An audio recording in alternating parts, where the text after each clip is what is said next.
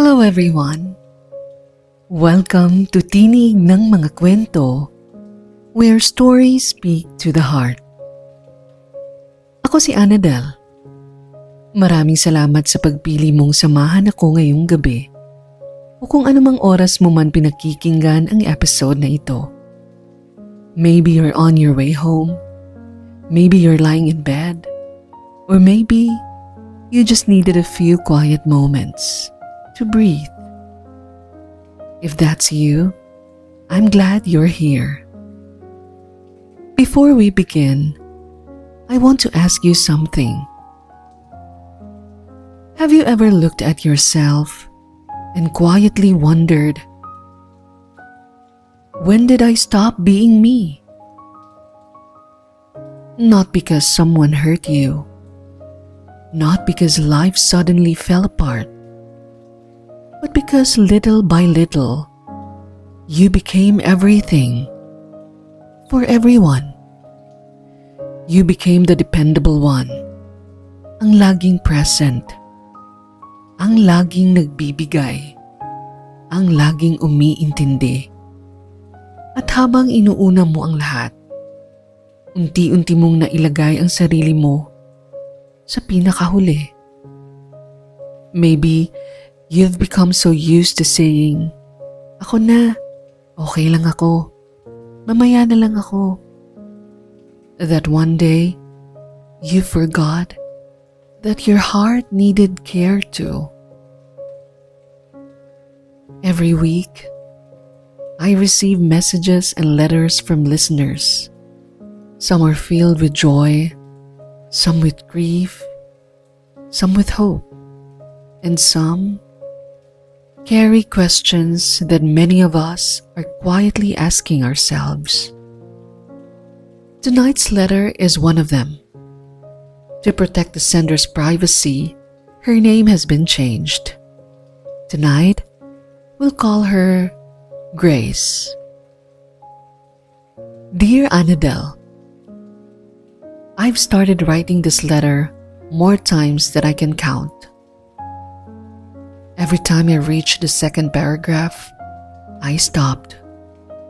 Because I didn't know how to explain something I barely understood myself. People always tell me, "Ang swerte mo naman." And honestly, they're right.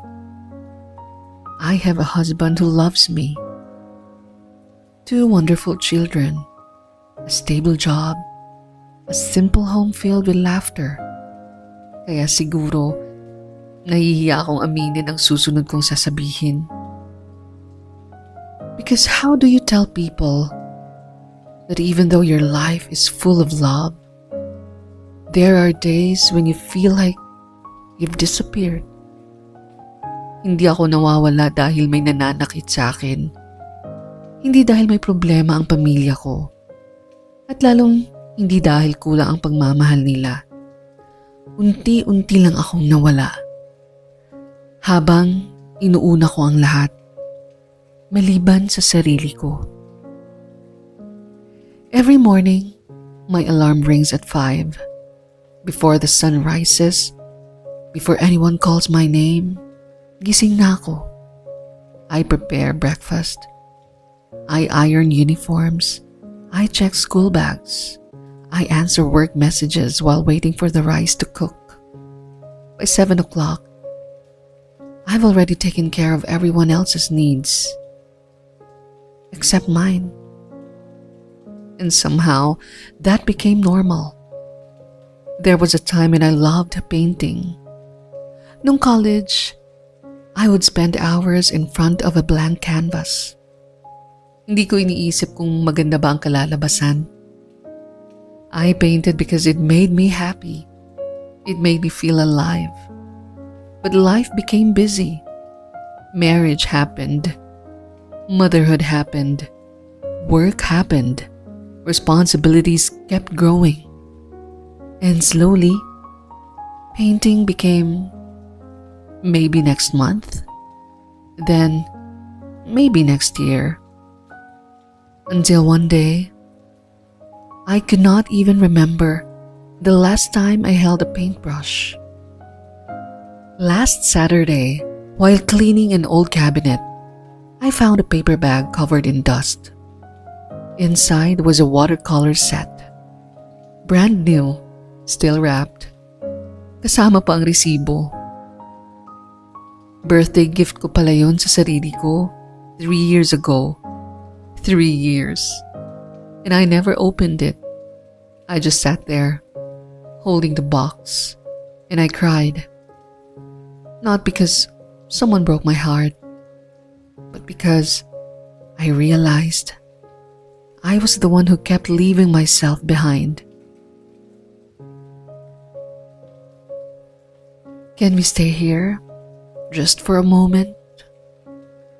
When I first read this part of Grace's letter, I had to stop. Because maybe losing yourself does not always happen after one painful moment. Maybe it happens quietly, one responsibility at a time, one sacrifice at a time, one mamaya na lang ako at a time. Let's continue her letter. I did not realize I had been crying until I heard tiny footsteps behind me. Mom? Mabilis kong pinunasan ng mga luha ko. Paglingon ko, nakangiti ang bunso kong anak. She looked at the watercolor set in my hands. Mom, sa'yo ba yan? Napangiti ako. Oo. Mahina kong sagot. Hinawakan niya ang isang paintbrush. Her eyes sparkled. You paint? Napahinto ako. I almost answered, I used to. Pero hindi yun ang sinabi ko. Instead, I smiled.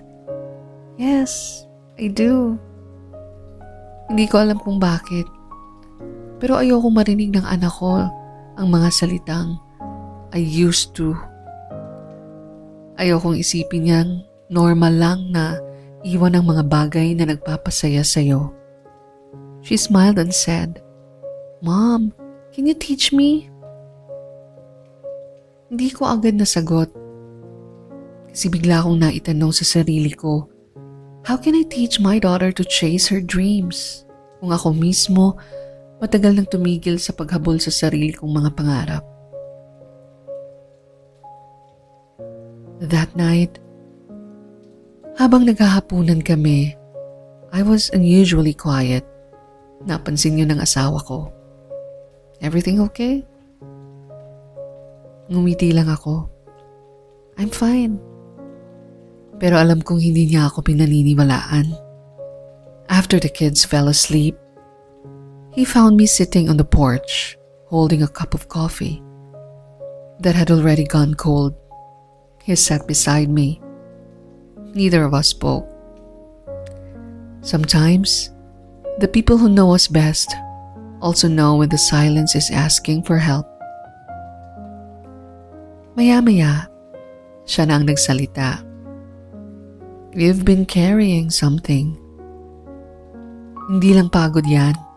What is it? Huminga ako ng malalim. At sa unang pagkakataon, after so many years, I admitted something I had been hiding, even from myself. I miss who I used to be. Hindi ko na malayang umiiyak na pala ako. I love our family. I love our life. But sometimes, I miss me. Tahimik lang siyang nakinig. Wala siyang sinabi. Hindi niya ako pinutol. Hindi niya ako kinontra. He simply listened. And somehow, that made me feel safe. Pagkatapos ng ilang sandali, mahina niyang hinawakan ang kamay ko. Then he asked me something that changed everything. When was the last time you did something just because it made you happy? Napaisip ako. Gusto kong sumagot agad. Pero wala akong maisip. 1 week? 1 month? 1 year? Hindi. Mas matagal pa pala. Hindi ko na maalala. At dun ko napagtanto kung gaano nakatagal na ang buong buhay ko umiikot sa pangangailangan ng ibang tao. Sinabi ko sa kanya, "Naalala mo ba nung college ako? I used to paint every weekend." He smiled. "I remember. You'd come home with paint on your hands and a smile on your face." Napangiti rin ako. Matagal ko nang hindi naririnig ang mga kwentong yon. Then I whispered, "I've been thinking I want to join a weekend art class." Pagkasabi ko pa lang, nagilty na agad ako. Kaya mabilis kong dinugtungan. "But it's okay. Forget I said that. Marami pa tayong kailangang unahin. Baka hindi praktikal. Baka selfish lang ako." Tumingin siya sa akin at ngumiti. "Grace, can I tell you what I see?" Tumango ako. "I see a woman who gives everything to everyone. A wife who never complains. A mother who always shows up. A daughter who carries everyone. And somewhere along the way, you forgot that you're also a person." Hinawakan niya ulit ang kamay ko. Then he said the words I didn't know I needed to hear. "You choosing yourself does not mean you're choosing us less. It simply means you're finally choosing you too." At dun ako tuluyang napaiyak. Hindi dahil pinayagan niya akong mag-enroll, kundi dahil ngayon ko lang na-realize na hindi pala ang pamilya ko ang humihiling na kalimutan ko ang sarili ko. Ako pala.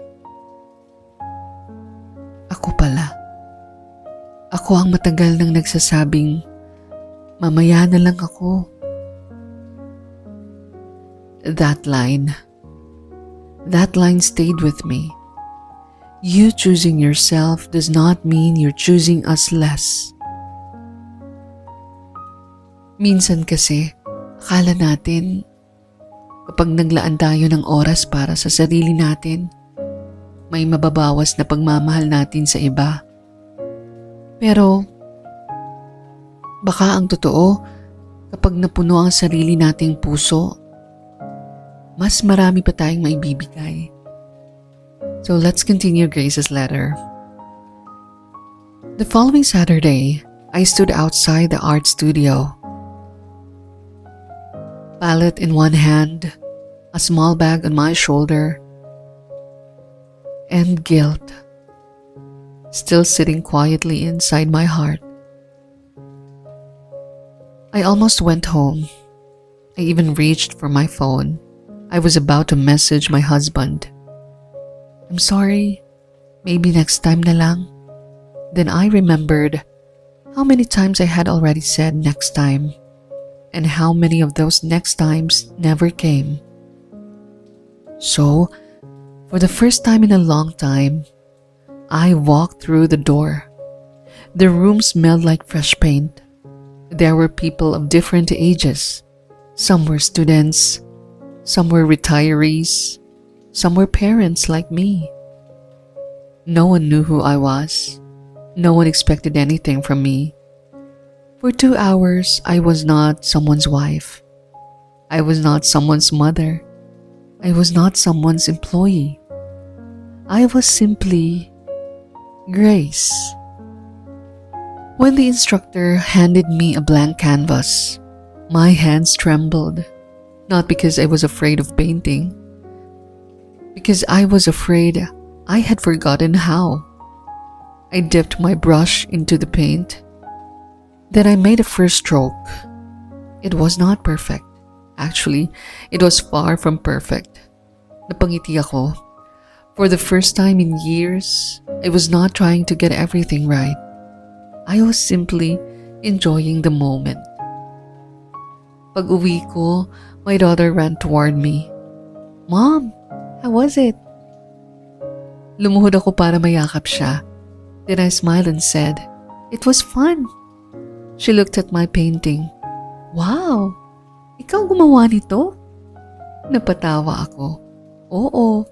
She hugged me tightly, then she said something I don't think she'll ever realize changed me. "I like it when you smile like that, Mom. It's different." Different. Hindi ko namalayan na matagal na pala akong hindi ngumingiti ng ganon. Not because I was not happy, but because I had forgotten what it felt like to do something just because it made my heart come alive.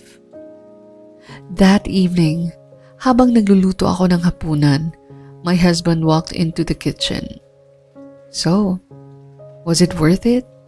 Napangiti ako. "Yes." He smiled back. "I'm glad."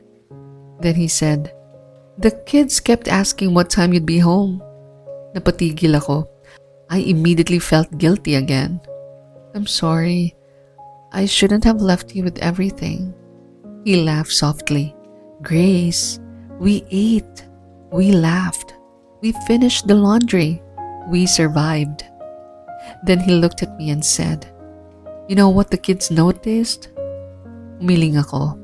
They said, "Mom came home happier today." Hindi ko napigilang umiyak. All this time, I thought choosing myself would take something away from my family. Pero ang hindi ko nakita was that my family was not losing me. They were finally getting me back. That night, before going to bed, I looked at myself in the mirror for the first time in a long time. I did not focus on the tired eyes or the unfinished to-do list. I simply smiled. Then I whispered, "Welcome back." I was not completely healed.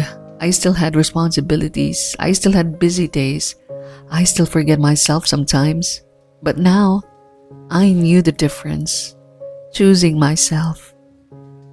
Choosing myself didn't mean I loved my family less. It meant I finally remembered that I belonged in the list of people I was taking care of. Can we stay with that thought for just a moment? Welcome back. Dalawang simpleng salita. Pero para sa maraming tao, iyan ang dalawang salitang matagal na nilang gustong marinig. Hindi dahil may nawala, kundi dahil matagal na nilang hinahanap ang sarili nila. Sometimes, healing does not begin when life changes. Sometimes, healing begins the moment you finally believe that you matter too. Let's read the last part of the Grace's letter. I used to believe that if I chose myself, someone I loved would feel less loved. I thought resting meant I was not doing enough. I thought saying no meant I was disappointing people. I thought making time for myself was selfish. But life is a beautiful way of teaching us. When we are finally ready to listen. A few weeks after I started painting again, my daughter came home from school carrying a piece of paper. "Mom, look what I drew." It was our family. My husband, my 2 children, our little house, and me. But something caught my attention. Sa drawing niya, may hawak akong paintbrush. Napangiti ako. Sabi ko, "Anak, bakit may paintbrush si Mommy?" She looked at me as if the answer was obvious. "Kasi, masaya ka kapag nagpipaint." Then she hugged me and whispered, "I like happy Mommy." Hindi ko napigilan ang mga luha ko. Sa simpleng pangungusap ng anak ko, na-realize ko ang isang bagay. Hindi nila kailangan ng perpektong nanay. Hindi nila kailangan ng nanay na laging pagod. Hindi nila kailangan ng nanay na nakakalimutan ang sarili. They simply wanted their mom to be happy. Today, my life is still not perfect. May mga labada pa rin. May deadlines pa rin. May mga araw pa rin nakakapagod. Pero ngayon, kapag may isang oras akong inilalaan para sa sarili ko, hindi na ako humihingi ng tawad. Because I finally understand that choosing myself does not mean I'm choosing my family less. It simply means I'm choosing to become the best version of myself for them and for me. So if someone listening tonight feels the same way I once did, I hope you hear this. You don't have to disappear just to prove that you love the people around you. Love does not ask you to stop being yourself. Love makes room for you to grow. Thank you for listening to my story. With love, Grace.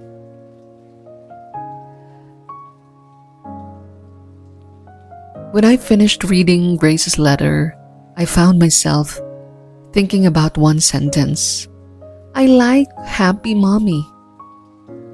Simple, honest, spoken through the eyes of a child. At minsan, ang mga bata ang nagpapaalala sa atin ng mga bagay na nakakalimutan na nating paniwalaan.